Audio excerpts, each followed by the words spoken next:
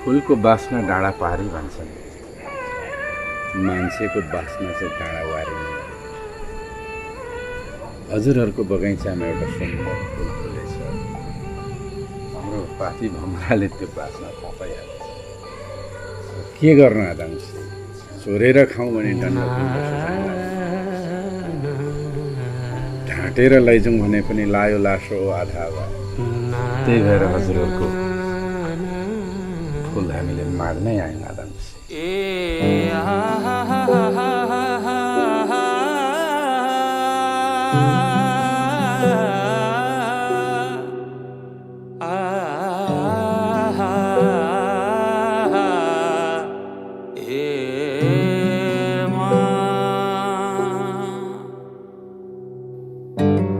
जुन हेर्नु तिमी माथि माथि सागरको,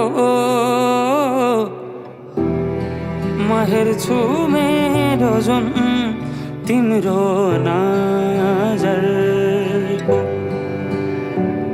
हो म हेर्छु मेरो जुन तिम्रो नजरको।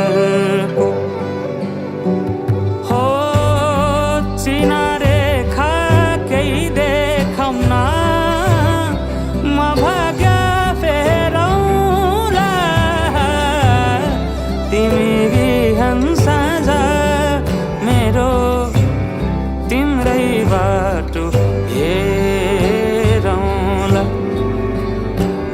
हो तिमी बिहान साँझ मेरो तिम्रै बाटो हेरौँला।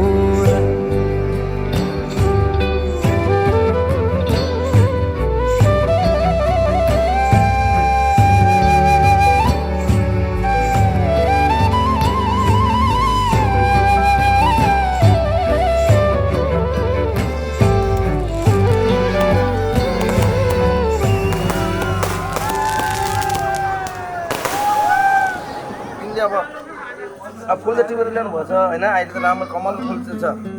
भोलि गएर अब अलि अब यस्तै अब नराम्रो केही भएर यस्तै अब नराम्रो देख्छ भने छि मैले यस्तो किन ल्याएछु भन्छु भन्नु भन्दैन है।